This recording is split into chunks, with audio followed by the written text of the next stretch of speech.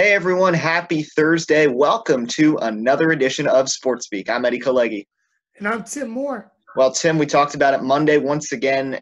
Sports are really back right now, and it's been fun to watch them the last few days, and this week has been interesting too. First thing I do want to mention is the Miami Marlins, because credit to them. I memean, they were the first team to have a major coronavirus outbreak in any of the major sports here in America, and they've rebounded well, and they're sitting 5-1 atop the National League East, and a makeshift pitching staff, albeit they lost 10 of their 13 regular pitchers to COVID. Now they've brought in a whole bunch of new guys. Pablo Lopez has looked great for them, and they're sitting at 5-1 and have allowed one run in 3 games. I know it's against the Orioles, but still, we've seen the Marlins surprise us before. It's been a while since Miami's been competitive, and I know they've had somewhat of an easy schedule against Philly and Baltimore. They still haven't played the Yankees, the Mets, the Braves, but you know what? They're doing pretty solid so far. Yeah, with the Marlins, it was just a matter of how consistent can they be. And again, it's only 6 games, and I know that their schedule got messed up because of the COVID-19 instance. But if their pitching can do that every single game, time in and time out, this Miami team could be pushing for a playoff push. And to be honest, on paper, Eddie, I know the Marlins have been going through the tanking process, but when you look at their roster now, they're not, with the COVID players being off, yes, they don't look too well, but the regular roster does not really look that bad at all. The question, again, I keep on referencing was, how is the pitching going to do? I think this year the offense can stick if consistent, but you need guys like, for example, Jonathan VR and others around that are going to do the job every single day. If you're a role player, you're going to have to step up and be consistent, especially one thing that the Marlins have struggled with since the departures of Giancarlo Stanton and Christian Yelich, as well as Ichiro, where you need someone that's out there consistently hitting for average, as well as someone that can play a good defensive baseball. Right now we're seeing it, but the reality is, hey, they played 6 games. They have 54 more to go. Hope they can keep up the good run. My fantasy team likes it right now. But, this is a team that's going to be interesting to watch throughout the rest of this process, because I'm a little bit nervous for them. Obviously, we got to see a doubleheader for them yesterday. But overall, when they have to make more doubleheaders up, I'm eager to see what happens there. So I wanted to touch off with the Marlins to get things started, but we're going to roll more into the other sports. Today we're going to do 2 things. We're going to start with a little true or false. So I'll get into that in a moment, and then we'll finish up with a couple discussion and debate topics, because there's some things I do want to debate with you and we can hash out on. But I'm going to start with true or false. So I'm going to say something, and I want you to tell me if you think this is going to turn out to be true or to be false. We're going to start with basketball. The Portland Trail Blazers will get the number 8 seed in the Western Conference. True or false?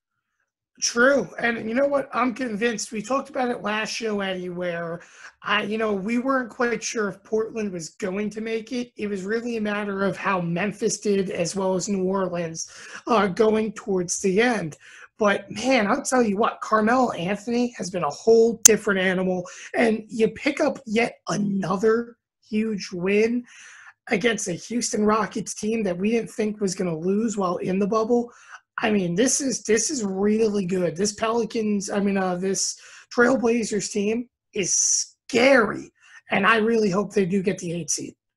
And, the thing is, too, the Memphis Grizzlies are really struggling so far. They are winless in the bubble. They also lost Jaren Jackson Jr., who was really their number 2 guy behind Ja Morant this season. So that's a top guy that they're without.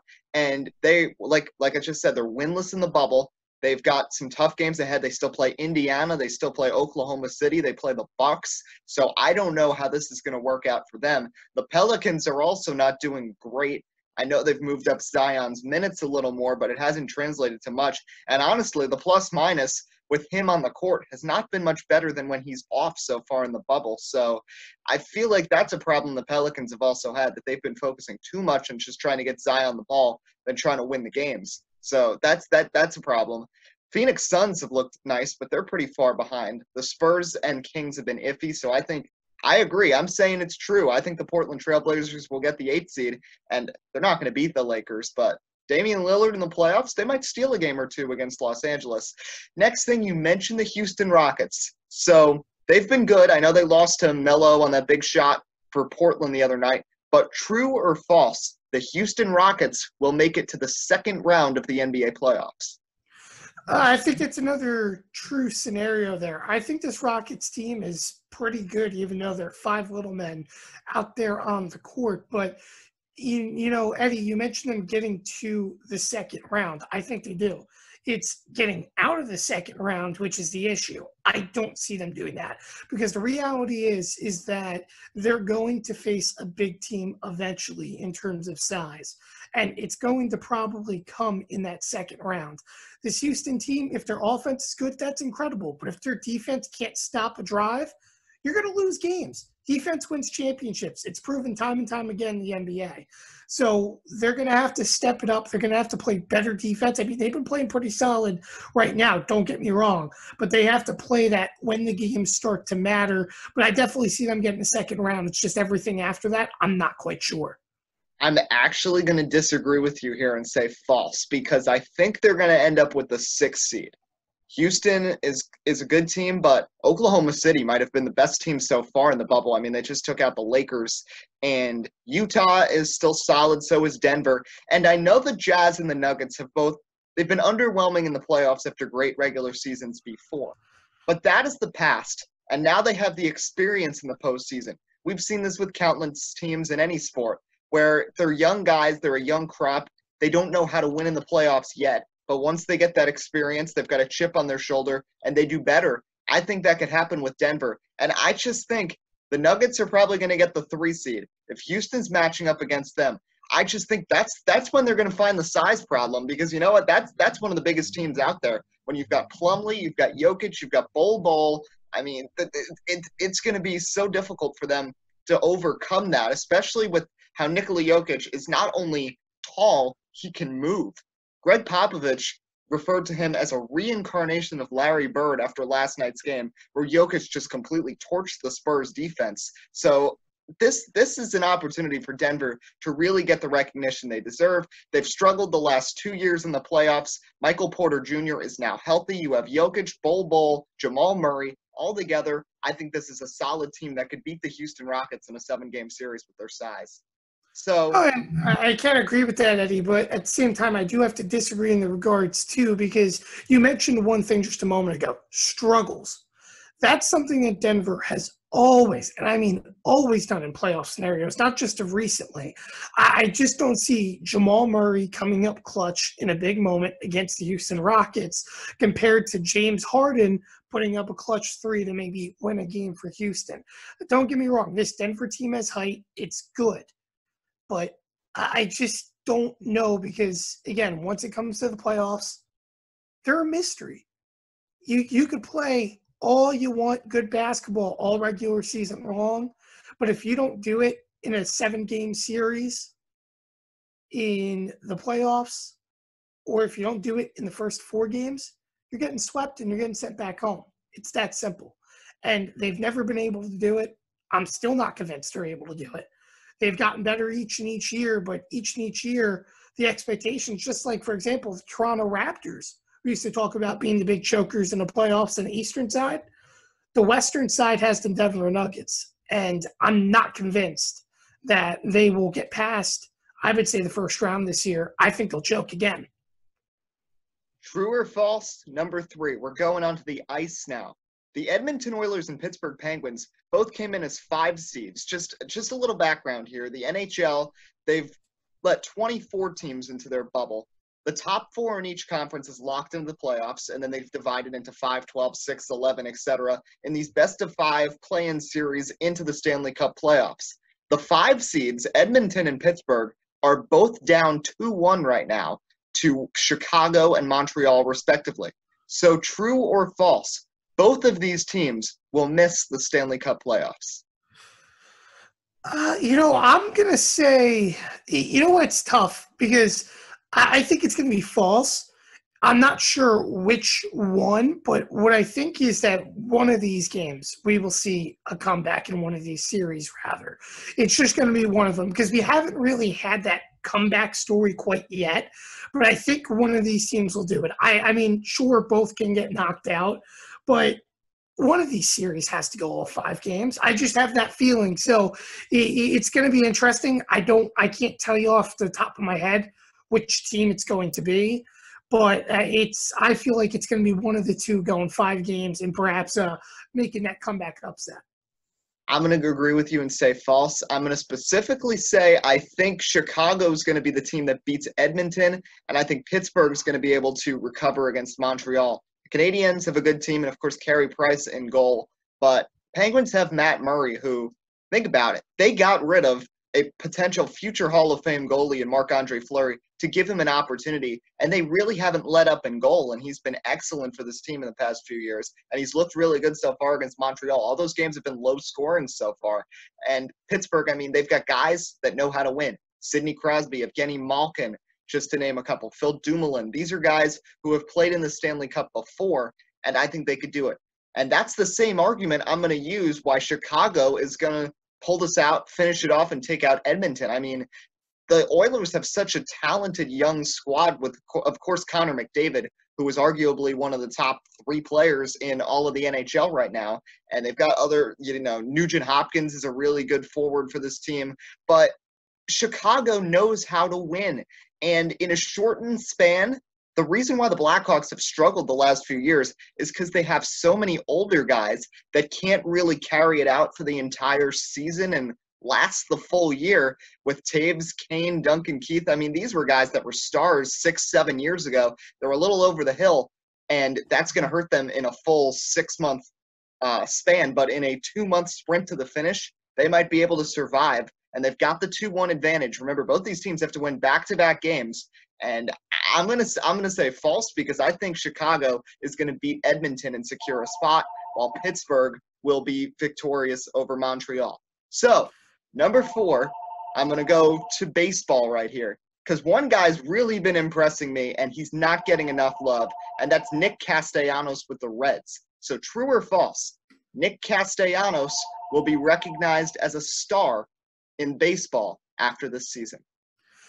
I'm still going to say that's false. Don't get me wrong. This Nick Castellanos is a great player, and I understand he hadn't played for great teams throughout his career. But when it comes down, he's more of a utility type of guy. He can play outfield. He also can play his fair share of infield as well in the corner positions. But he's just not – I don't know how to put it. He's a very good bat. There's no denying. He hits for average. He's consistent. It's been his defense game that's held him back just a little bit. He's tearing it up right now in this 60-game span, but it's very hard to turn around and say in 162 games that he's an absolute star compared to, a Mookie Betts and Aaron Judge and such, because they can play a full year and continue to produce the numbers. Castellanos just hasn't been able to prove that yet. Again, that's not saying that he's not going to be recognized as a star. He's going to be recognized as a star for this Reds team that, don't get me wrong, doesn't have much to look forward to after Joey Votto and maybe Trevor Bauer. Because let's be honest, or I shouldn't say too, Mike Moustakas as well, but this team, you have to remember, has been down the last few years. And they're playing below expectations right now in terms of where we thought they were going to be. So they need someone to step up. And he right now is that guy. But I just don't really know. I don't see him being valued as a superstar down the road. I'm going to agree with you right here. And I think if he stayed with the Cubs, I'd have a different answer. First off, the Cubs have been so good to start this season. They're the first team to 10 wins. David Ross is really impressive as manager. And, I mean, from my perspective, it's just so surprising how a year ago, last August, when I was doing the Kids Cast for the Little League World Series, David Ross was there in the ESPN truck and broadcasting the game on ESPN. And now he's the manager of the Chicago Cubs and doing an excellent job. And frankly, I'm not surprised because he's been with all these guys before. He won a World Series with them, as a veteran catcher, he was a leader in a similar role as he is now. And he got to work under Joe Madden, work under Terry Francona in his career, two of the best managers in the modern era in baseball. And now he's getting to do it himself. So, but Castellanos, back to him. I think he'd be a star if he was in Chicago, not only because that team would bring out the best in him, but also because he'd be playing in a bigger market.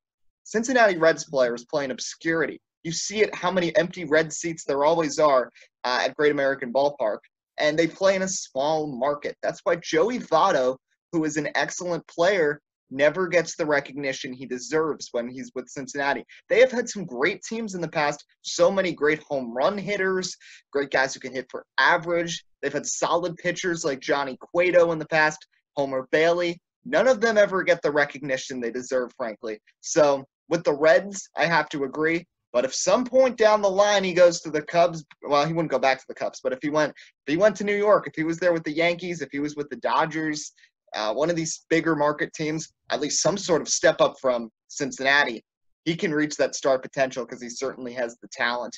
But let's roll into the discussion and debate topics. We might have agreed a little bit here, but I am ready to hash out on some of these things right here. And we're going to start with something that I just saw about an hour ago on Twitter from John Rothstein. Great guy, one of the top NCAA reporters, always has one of the first to break the news. And he said how many conferences for college basketball are supposedly weighing the options of doing a bubble-type format for college basketball this season, a few power conferences, and allowing student athletes to take their classes online. Tim, I saw you shaking your head already. I'm going to turn it over to you first. What is your opinion on this? I don't like this. This is not what you're supposed to be doing. I understand that these athletes want to play sports. I'm not denying that. I love sports, but you're a student athlete. Your education comes first. And sure, yes, they can go and have online classes, but let's not ignore another fact that's been present in Division I sports. Ever hear of what a paper class is? Because guess what? That suddenly becomes a factor and an issue because these kids are coming to play basketball, and that's it. Now listen, I understand, again, they want their sport back. They didn't get to decide a champion last year in terms of March Madness. But a bubble aspect with a bunch of immature college kids is not going to work. I understand the NBA to an extent has worked, but you have to also suspend players that didn't want to follow protocol while they're, sitting inside the bubble and are demanding to leave and do things that they're not supposed to be doing. I don't think you're going to get that out of college teams. You also have to remember college teams have bigger rosters than an NBA roster. And where are you going to keep these kids? You're not going to keep them trapped in a hotel. You're not going to keep them trapped whatever. These kids are going to have to live. They do follow a structured process, traveling every day when they're, athletes in the NCAA D1 level. But when it's all said and done, you're not going to be able to schedule this around appropriately for student athletes. And the other thing, too, that I have to mention, again, and I've mentioned it prior with the football season, Eddie, if your school is canceled in regards to not having students on campus, athletes should not be playing their season. It's that simple. It's a school decision that you have to make, not what's going to draw in more revenue. Bring in morals. Morals have to be right here. They have to be in check. And making a decision like that, especially because there's going to be a lot of schools that aren't having students on campus involved in this, make your morals in check first before you get involved. Make sure your kids are healthy because there's a lot of things changing. And I do want to just give one example. For example, there's a lot of schools that canceled their graduations, mine in particular as well, in May for seniors, right? Mm-hmm. They rescheduled their graduations to October. Well, and I know October wouldn't fall in this scenario for basketball, but schools are finding that COVID's not slowing down, so they're canceling these graduations yet again and postponing them further. COVID, by the time I think March rolls around, is still going to be in the picture. Putting kids in a bubble and still keeping them risks is just, being desperate here for an attempt. Sure, there may be a cure, there may be stuff by then. We don't know. Can't predict the future. but keeping your kids safe should be the number one priority, and that's the end of the story. So I am actually going to disagree with you on some fronts with that. The most important thing that you said that I do agree with is that a school should not be having athletics if their students are not on campus doing classes. Because in the end, this is college, this is school. That comes first. Couple things I'm going to disagree with you on, though. I mean, the online classes, the aspect of that for these student athletes, if they were supposedly in a bubble, there's been a problem for years with student athletes that put their sport up here and their classes way down here. This isn't something new. Every think about any successful athlete. Do you think some of these guys that come a one and done player at Duke or at Kentucky, that they're going to all their classes after March Madness concludes? I really don't think so. And they're giving these college kids more freedom right now, too. Think about how now they'll be able to make revenue themselves while they're in college. So that's aspect number one. I don't think that this would make that situation any worse, because when they're not in a bubble, it's the same issue with several college athletes not going to their classes, and that's an NCAA problem. That's not something that would just be brought about by the bubble. Second thing, this is not something they could do for like a full-on season. But I don't see why you couldn't do a short, brief tournament, an NCAA tournament of sorts with whatever conferences want to get involved. If you did a bubble, literally, you could wrap this thing up in about 3 weeks. Seriously, you could get the guys in, get everybody tested, do a little bit. I mean, you could be practicing at your school before, head over, and once everybody tests negative and they're in there, you could do a very quick 2-week tournament. Give people the fix they want, make the revenue you want. I think this could feasibly work, because we've seen how a bubble has worked in the NBA and the NHL.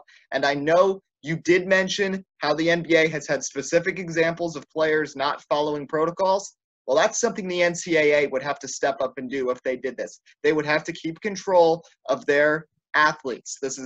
It's common sense. And think about it. I know the NBA's had problems. The NHL is doing just fine with this, other than the NBA, and that's been a couple offhand incidents with Lou Williams and Rashawn Holmes. Other than that, there really hasn't been any major problems. And the one concern I do have is college football. We have seen so many schools having just these immense amounts of positive tests. Clemson had, 30 in their program? Rutgers the other day just had to quarantine their entire football program, from Greg Schiano all the way down to the coaches, the trainers, and all the players, because of 4 positive tests. So it's going to be a tough road to climb. And obviously, if COVID is just keep getting worse and worse, they can't do this. But what I'm saying is that you can't completely rule this out, because I think the NCAA has the opportunity, if they did this right, that they could make this work in a very shortened tournament format. Well, I do want to say one thing, too, that we also have to remember. Sure, they can make this work, but there was also something that we mentioned, too, a while back about, you agreed with me that if schools don't have kids on campus, they shouldn't be playing basketball. Well, here's another thing, too. If Division II and Division III are canceled, why the heck should Division I get the privilege of playing basketball? It should be even for both ends. And you have to remember this, too. The NCAA is a nonprofit organization when it's all said and done. You're supposed to be giving back and doing what you can as a sports union to give to these players and athletes that, maybe have a chance in the future, but are most importantly, students. So, again, when it's all said and done, what's right for one should not, turn around and not be right for others. You should make this available for Division II, Division III, because at the end of the day, it doesn't make sense. And on top of it, yes, you mentioned revenue.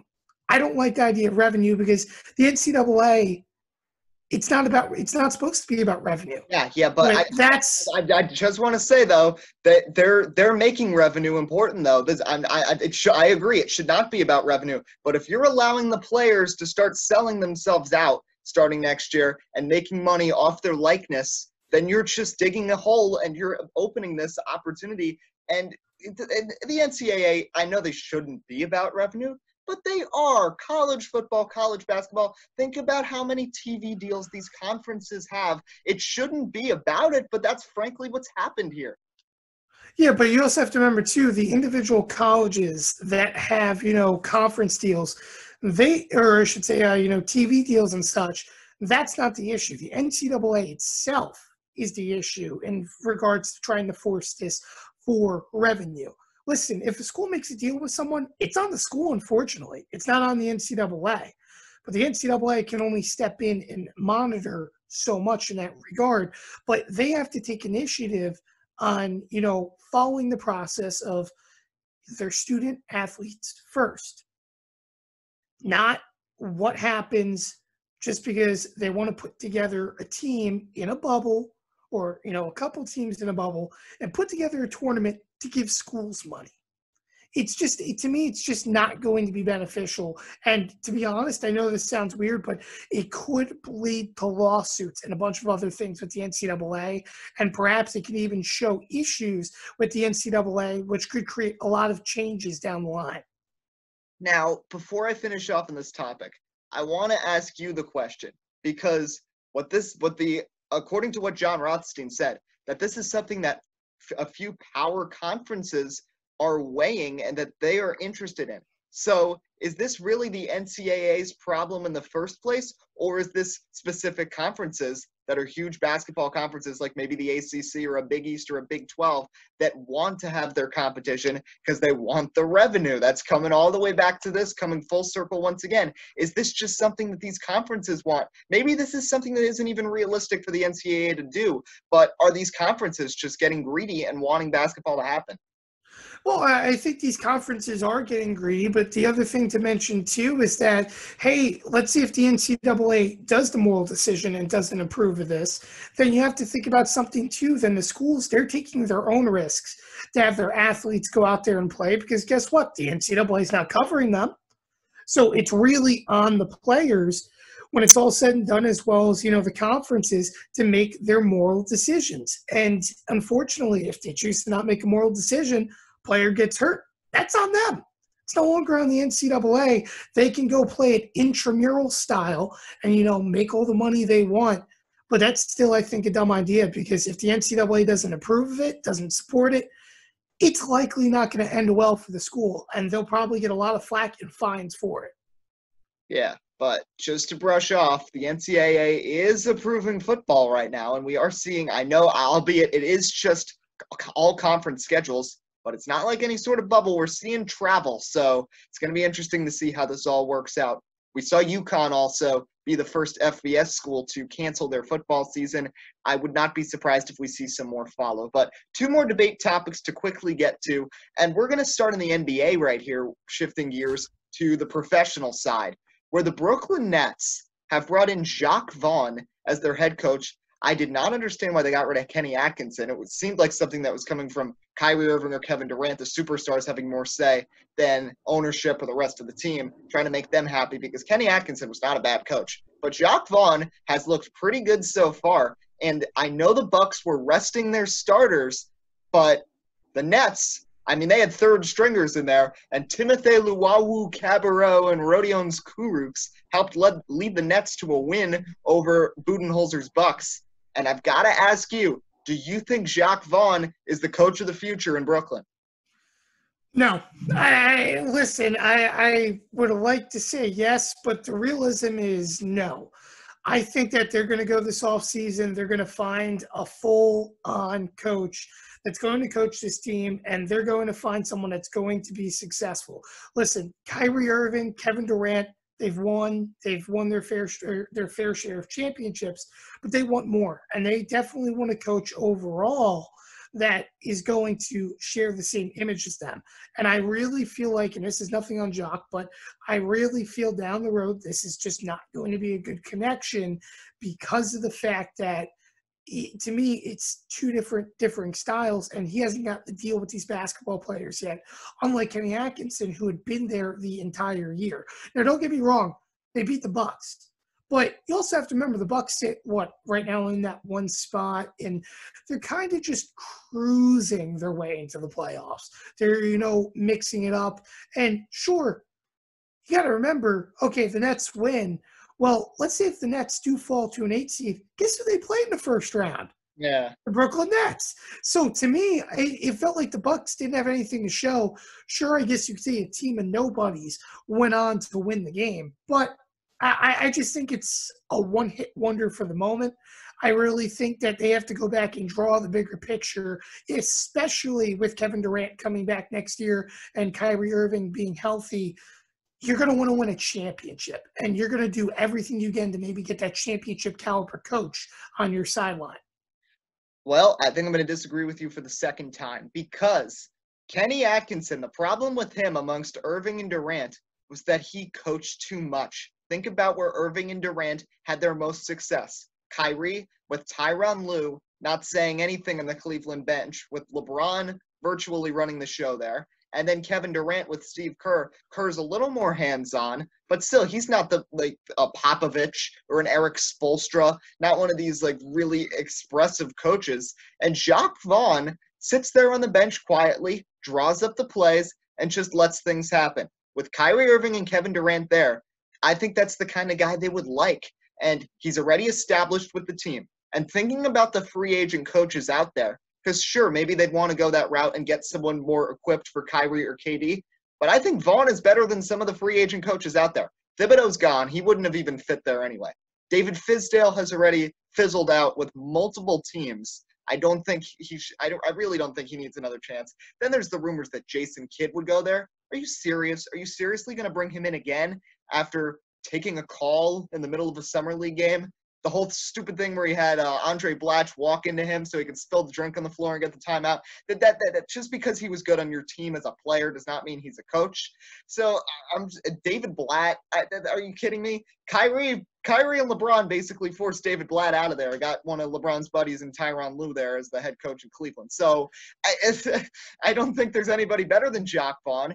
And frankly, if he's putting together, he's so far 4-2 in his tenure in 6 games with the Nets, and he's doing this with a depleted roster with third stringers playing, and he's not the most expressive coach. He sits there on the bench, lets the guys do their thing. That's exactly what Irving and Durant would want. And that's why I think Jacques Vaughan is going to be coaching the Nets down the line.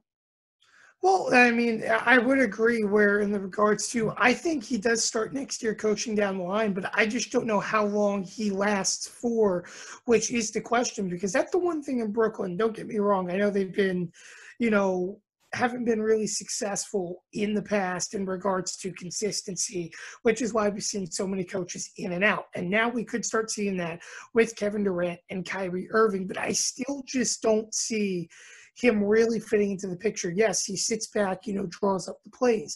But at the end of the day, you have to remember this thing too, Eddie. Hey, if we don't have NCAA March Madness basketball this year, there's a lot of college coaches that are NBA caliber perhaps that we could be looking at moving up to the NBA.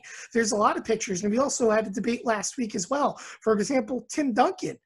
Maybe they could try for Tim Duncan. You never know. And I think the thing about Brooklyn that's so nice, it's unpredictable. It is really, it's a good thing, it's a bad thing if you're a Nets fan. Their play could be unpredictable, which is terrible. But in terms of what can go on, it's unpredictable. You told me a year ago Kevin Durant would sign with the Nets. I'd probably say there's a slim chance, more chance with the Knicks, but we know how that ended up turning out.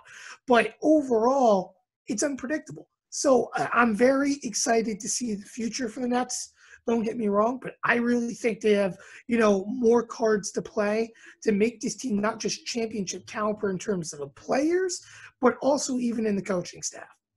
Well, let's move on to the last debate topic, and we're going to move to NASCAR because I saw this thing a few days ago where they polled, I believe it was half the drivers and about who they think is the GOAT of NASCAR, which if you're not a NASCAR fan, if you think the LeBron-Jordan GOAT debate is crazy, the NASCAR debate, because there's 6 different people that are considered, it is out of control. And not one driver picked Jeff Gordon as the GOAT. And I was thinking about this more and more, and I kind of agree with some of these people because I know Jeff Gordon is talented, I don't think of him as the face of NASCAR. I still think Richard Petty, I know it's a long way back, and a bunch of people are going to be like, no, he had easier competition. There were more races to run. But Richard Petty was dominant for 2 decades. And people saying he had no competition, I mean, he still had decent drivers that he was going up against. It wasn't just like a bunch of terrible cars. There were competitive drivers. You had the Allison brothers. You had David Pearson. You had Cale Yarbrough. You had Darrell Waltrip. You had Dale Earnhardt towards the end of Petty's reign. It's not like there was just these terrible drivers next to him. And Jimmy Johnson, I'm thinking about these different guys. Jimmy Johnson, he had the good run where he won 5 championships in a row. But he's gone through swings where he's not the most dominant driver. Richard Petty was the most dominant driver for a period of time. David Pearson was very good, but Richard Petty had his number, so I don't see how you could put Pearson above Petty. Kyle Busch, I think you know my opinions on Kyle Busch. Just because he wins a bunch of Xfinity and truck races does not make him the GOAT. And he still only has 2 championships. All these other guys have a lot more than that. And Dale Earnhardt, I think, is the closest to Petty. So if I were to rank those 6 in terms of who the GOAT of NASCAR is, I'd actually put Jeff Gordon down in 5th place, which might really upset some people. But I'd go Petty, Earnhardt, Jimmy Johnson, and then David Pearson, Jeff Gordon, Kyle Busch. Let me ask you, how would you rank these guys?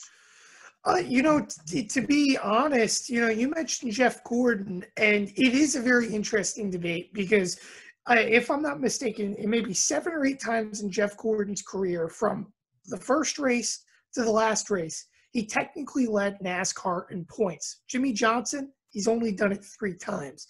But the thing about Jeff Gordon is that I just don't know if I can rank him in the top 5. Yes, he won a lot of races. Yes, he won a lot of championships. But you also have to remember, like Jimmy Johnson, for example, Gordon won his championships early and then became irrelevant in terms of a championship for a very, very long time. Dale Earnhardt, at least before, unfortunately, he passed away, had won a championship of recent towards the end of his career. You look at Jimmy Johnson. Sure, don't get me wrong. Jimmy Johnson has won 7 championships, and he did it in a big span. But at least he has won a championship here, winding down towards the end of his career. I can't say that necessarily about Jeff Gordon. Now, that's not saying he's not good, because I believe 100% Jeff Gordon is a top 10 driver all-time in NASCAR. There's no debate about that. Top 5 is a little bit questionable. Going back through, I would have to say my 5 would be Pearson. I think Pearson's 5th. I think there's no debate about that. 4th, it's a little bit tough, because that's where I would really have to put Jimmy Johnson. I don't think, and I thought about it, you can make the argument that Jimmy Johnson's greatest all time. If I'm not mistaken, the drivers voted he's the greatest all time. But it's very hard to say in terms of the career that he's better than Petty. It's harder to say, in my opinion, and one person you're going to get in a little bit, I think he gets surpassed by. So right now I have him in 4th. 3rd then goes to Richard Petty. I think that Petty 200 wins, but his era is still debatable. He was great for a very good time. Don't get me wrong. He had a lot of good drivers around them. But you also have to remember the good drivers he had around them then, with the exception of the Pearsons, weren't relevant then. So I think that's the thing you remember too. Darrell Waltrip wasn't 100% irrelevant. Dale Earnhardt towards the end of his career wasn't necessarily relevant yet. Yeah, but they weren't relevant because Petty was beating them. Yeah, but they weren't winning races. They weren't being the competitive guys that we know, and it took them time to blossom. They were young. That's the thing that we have to remember. Sure, the Pearsons were great. The Allisons were incredible. But Richard Petty won most of his races early on when he had a lot of financials, something that his team on NASCAR and Reality now, which he's out of touch with, doesn't have. So I think that's the thing to look at. Second, and I know this is where you debate, but I really think Kyle Busch is the second best driver of all time. Now, just hear me out on this. I understand, sure, he's won 200 races, won a bunch of Xfinity races. But mark my words, Kyle Busch will win another 2 or 3 more championships before the end of his career. He's going to win 100-plus races, and there is no one that can drive a stock car like Kyle Busch can. The man has talent. The man has skill. And listen, I'm not a Kyle Busch fan. I've made that very vocal in my life. But I will give the man respect where it's due. He's a lot more consistent than Jimmy Johnson. Name a race where you haven't seen Kyle Busch battling for maybe a win or a top 5. He's always out in front. He's going to break records in his career. Sure, he's not going to win 200 races, but that's the era we race in today. 100-plus wins is essentially the plateau, and he's going to be the guy to do it. I think he's better than Johnson. I think he's better than Gordon. And come the end of his career, people are going to respect Kyle Busch more than they dislike him, because you have to remember, he's still relatively young, and he has a long time to go in NASCAR, maybe another 10-plus years. And my greatest of all time, this one's not going to be less of a debate, but I think Dale Earnhardt still is the greatest of all time, not just the persona aspect. Sure, he only won 80-something races, but you have to remember, even though he was in his 50s, his career essentially got cut short. The man could still drive a race car and knew how to do it effectively. When you have the head of NASCAR turning around, asking someone, hey, should we race? You know that the man has a lot of respect. Richard Petty didn't get that type of privilege. That's the reason why you have to look in Dale Earnhardt. He's his own unique driver. There's no one like him. There's no one like him. There's no one that will ever be Dale Earnhardt. And in the same breath of him, that's why he has to be the greatest NASCAR driver of all time. And I can live with Dale Earnhardt. I mean, him and Petty really neck and neck, and you can have a lot of debate with that. And Earnhardt did win 7 championships in just 21 years in the sport. Richard Petty was there a few years longer. I know Petty had reached the unbreakable plateau of 200 wins, but are you serious? Kyle Busch, second greatest driver of all time. Here's the thing that I got to say. Kyle Busch reminds me a lot of Jeff Gordon, who you have lower on your list because, like Gordon, there are periods of time where Kyle Busch goes through these phases where he's not that relevant. He has not won a race this year. He has 1 playoff point. Similarly, about 3 years ago, he went through a stretch where he didn't win many races. And just because he beats a bunch of 18-year-olds in truck races does not make him the greatest driver of all time. At least Petty, Earnhardt, Johnson, Pearson, Gordon, they were all mounting up all these victories because they were racing against competition that was old enough to drive a car. Kyle Busch is racing against young, inexperienced guys taking advantage of that opportunity. Am I going to say he's a bad driver? Of course not. He is top 10 all time. And I agree. He's going to win another championship probably, maybe 2 in the Cup Series. But to say that he's the second greatest driver in the history of NASCAR, I think is just so far-fetched. There's things about Kyle Busch. There are tracks where he's not very relevant. He's not that great of a plate racer. Of course, he's a great short track driver, but plate tracks, he's iffy. Some mile and a half, he kind of disappears. I don't see how you can consider him above Richard Petty, above Jimmy Johnson, because guess what? Regardless of how they got it, regardless of the competition, regardless of the format, Petty, Johnson, and Dale Earnhardt all have 7 championships. Kyle Busch has 2, and I would be stunned if he gets up to 7 with the amount of competition there is in the Cup Series now between Logano and Harvick and Keselowski and Elliott and Truex. I don't see how he gets that high. I mean, I don't even know what you're saying. I don't understand how Kyle Busch could be considered the second greatest driver in history. He's a Hall of Famer. He's a talent. He's a great driver. Sometimes people give him too much flack, but he is not the second greatest driver in the history of the sport. Well, I want you to think about this, okay? Jimmy Johnson has easily raced over 1,000 races in his career in regards to Xfinity and such, right? And you look at Kyle Busch, particularly in the Cup Series. The man's going to be racing his 555th race this weekend, okay? And he's won 56 times in the Cup Series. In the past 5 years, and we'll eliminate this year because obviously we know it hasn't looked well for him, right? But overall, he's won at least 5 races every single year. And I have to remember 2018, he won 8 races in a dominant year. And he continues to be effective. Sure, there was years where he won 1 or 2 races, but we also have to remember this, okay? You have to think about consistency. Kyle Busch in his career compared to Jimmy Johnson, when you think about it, is at 208 top fives and 306 top tens, right? Mm-hmm. So overall, his average finish has been a 13.7.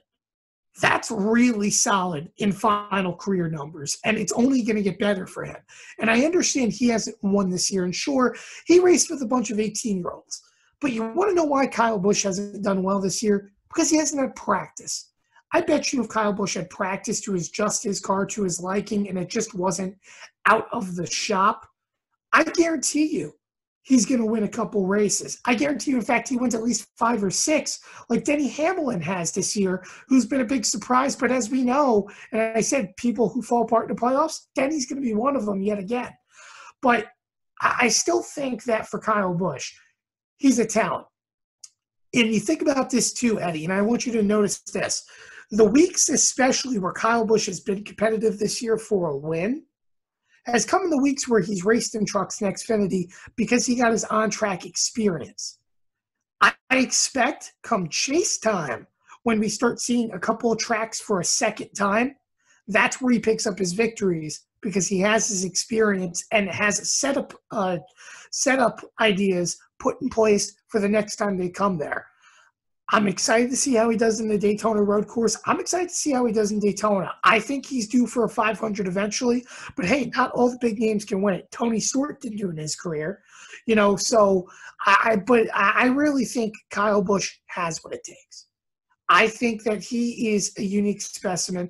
And to be honest, I don't want to put him in the same breath with Dale Earnhardt, but anyone that has the guts to wreck out a championship contender just because they put you in the wall, even though it was a terrible situation, and I'm glad he got parked, kind of says a lot to an extent because the guy is fearless. The guy will do anything he can to win and will put it out on the line, and you have to respect that day in and day out because, let's be honest, Jimmy Johnson, he wrecks the car, especially when he had Chad Canals. Just put it in the hauler. We're done for the day. Kyle Busch will wreck the race car. He doesn't care if he has 2-3 wheels on it. He'll get back on the track and try to do whatever he can. I don't know a single driver in a Cup Series like that right now that will even have the guts to do that. So you're saying Kyle Busch deserves respect because he took out a Truck Series competitor when he was a Cup driver, not collecting points, because the guy put him in a wall. He comes back under caution, turns him head on to the outside wall, and then gets parked. There was rumors if Mars was going to drop him as a sponsor. Listen, and I'm just going to wrap up the show with this. I know he's a talent. I know he's a great driver, and I agree with you. He's not done. He's going to win a couple more championships. But I don't think you can put him in the same tier as like a Dale Earnhardt or a Richard Petty. I think it's too difficult to say. The one saving grace I will give him, though, is that he is racing in maybe the most competitive era of NASCAR when you think about the amount of talent, especially a few years ago when you still had Stewart and Johnson and Gordon and Carl Edwards all in the series at one time competing with them, and he was getting the best of them on some occasions. So kudos to him on that end, but I don't see how you can put him, at least at this point, that high up in the rankings.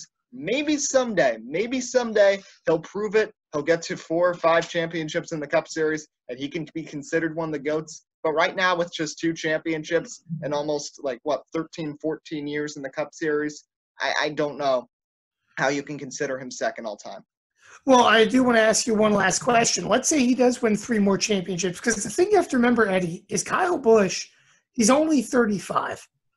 He's going to have at least 10 more years with the skill set he has being competitive in the Cup Series. And I know recently some drivers haven't lasted throughout their 40s, but Kyle Busch is so different from a Dale Jr., so different, from a Matt Kenseth and anyone else, that their careers kind of faded away a little bit. I know Junior's situation is a whole different thing, but the idea is that when they got into their young 40s, their careers kind of, fell off the path, and sponsorships and all that came into play.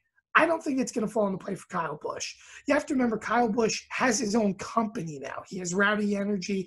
He has so many other things that he can also bank on. But I really think down the road, if he does win 3 or 4 more championships, I think it's a total different conversation. I honestly think there could be a conversation for him being greatest of all time But I still think number 2 is respected for him simply because of the fact I think he's better than Jimmy Johnson. I think he's a lot better than Richard Petty was. And I know it sounds whatever because Richard Petty won 200 wins, but I'm still not convinced on Petty's era. And listen, again, at least I can say if Kyle Busch's career is to end right now, he won a championship before the end of his career compared to Jeff Gordon. So when it's all said and done, I think Kyle Busch could be arguably a debate for the greatest of all time. But we'll see 10 years, 15 years from now when he's calling it quits in his career, if he chooses to do that. Yeah, so I'll give you this, and I'll end it right here. If Kyle Busch gets up to what, like 80, 90 Cup Series wins, or if he gets like 5 championships, I definitely would put him above Johnson, above Gordon, and above David Pearson, and maybe consider competing with a Petty or an Earnhardt. But at this point in his career, I don't think you can say that. He needs to go on a good run through the end of his career. The one thing I will credit him, and really just to finish off on all of this, that I think a lot of people kind of forget. All these drivers that we're talking about, I'm not completely sure about Pearson, but the other 5, same car their entire career for the most part. Petty in the 43, Earnhardt in the 3. Kyle Busch has been in the 18 since 09. Johnson, Gordon, Staples with Hendrick Motorsports. These are guys who have stuck around with one team. They're not bouncing around to different organizations, and maybe that's why they've become as successful as they are. But I'm going to leave it there, and we're going to wrap up today's show. We hope everybody has a great weekend. We'll be back Monday for another SEC recap of the weekend in sports. Until then, I'm Eddie Kalegi. And I'm Tim Moore. And we hope you have a great night.